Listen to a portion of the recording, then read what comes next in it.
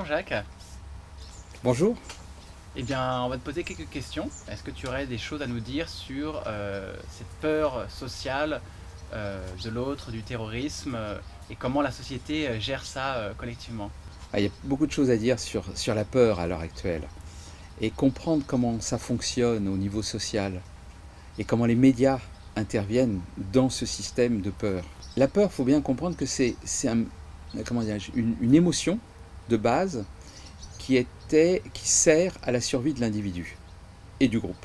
Notre système cognitif ne sait pas gérer les probabilités. Il marche en tout ou rien. Il y a du danger, il n'y a pas de danger.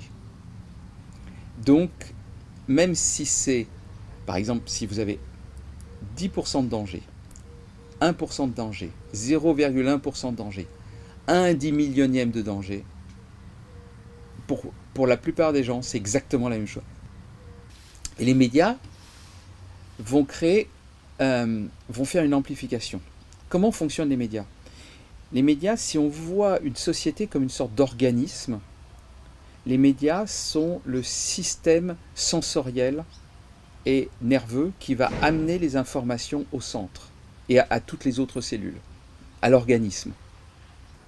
Qu'est-ce qui intéresse les lecteurs, spectateurs, auditeurs?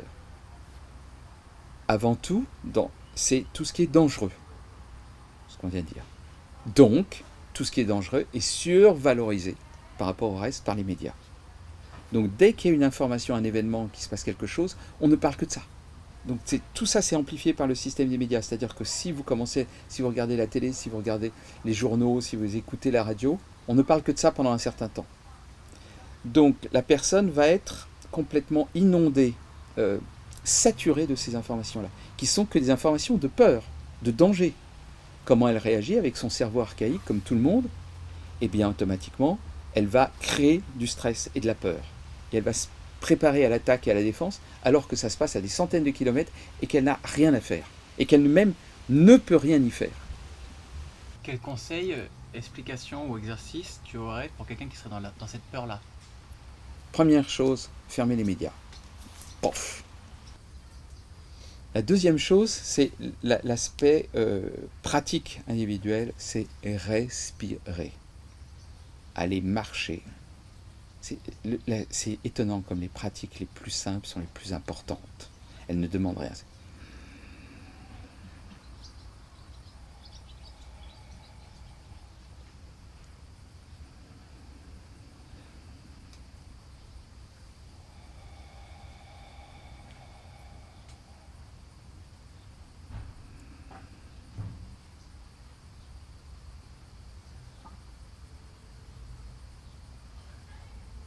Trois respirations.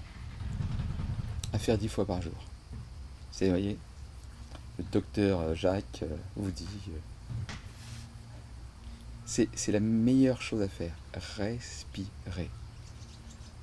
Aller dans la nature, tant que c'est possible. Si on est en ville, aller dans les parcs. Respirer dans les parcs.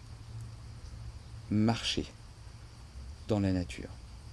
C'est ça dont on a absolument besoin. Et l'antidote de la peur, c'est le calme et la sérénité, c'est la paix. Elle peut être produite à tout moment. Juste respiration et conscience de ce qui se passe là maintenant. Et ne pas s'attacher, ne pas s'identifier à ses pensées. Les laisser partir, c'est juste des pensées. C'est du machin qui tourne tout seul. Quand on arrête, on revient à soi.